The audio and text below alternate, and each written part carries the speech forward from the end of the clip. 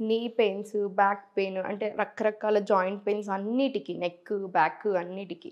దాంతో పాటు varicose veins ఉన్నా కూడా కాఫ్ మజిల్ సెకండ్ హార్ట్‌లో కన్సిడర్ చేస్తారా? అన్నిటికి కూడా చాలా బెనిఫిట్ అవుతుంది. మీరు ప్రాక్టీస్ చేయండి. మీ పేరెంట్స్‌తో కూడా తప్పకుండా ప్రాక్టీస్ చేయించండి.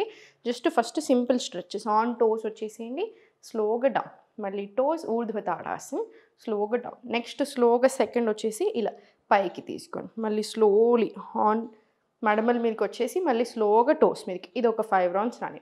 ఇంకొకటి సెకండ్ ఏంటంటే వాకింగ్. రివర్స్ వాకింగ్ తీసుకోండి. ఇలా ఫస్ట్ నార్మల్‌గా స్ట్రెయిట్ నడిచేసి స్పైన్, నెక్ అంతా స్ట్రెయిట్ తీసుకోండి. స్పైన్, నెక్ స్ట్రెయిట్ ఉంచి ఇలా రివర్స్ వాకింగ్ తీసుకోండి. ఇలా మ్యాట్ వేసుకొని అటు నుంచి ఇటు అటు నుంచి ఇటు మళ్ళీ ఇటు నుంచి బ్యాక్ సైడ్ అట్లా రివర్స్ వాకింగ్ అలవాటు చేసుకోండి. జాయింట్స్‌కి చాలా అంటే చాలా మంచిది. ఇంకొక రకమైన వాక్ ఏంటంటే ఇది చాలా కంఫర్టబుల్ ఉంటేనే చేయండి. ఏం పర్వాలేదు. స్లోగా మడమల మీద నుంచి వాక్ చేసుకోండి ఇలాగ. ఇలా మీకు ఎంత కుదిరితే అంతే. మళ్ళీ చాలా స్లోగా సెంటర్ తీసుకొని టోస్ మీదకొచ్చేసి మళ్ళీ స్లోగా బ్యాక్ వాక్ చేసుకోండి. దీంతోటి యాంకిల్స్, ఫుట్ పెయిన్ తగ్గడానికి, యాంకిల్ స్ట్రెంథెన్ అవ్వడానికి ఇట్లా అన్ని రకాలుగా చాలా చాలా మంచిది. సో, ఎవ్రీడే మీ రొటీన్‌లో అట్‌లీస్ట్ ఒక 5 రౌండ్స్ ఉండేలాగా చూడండి. బాగా బెనిఫిట్ అవుతారు.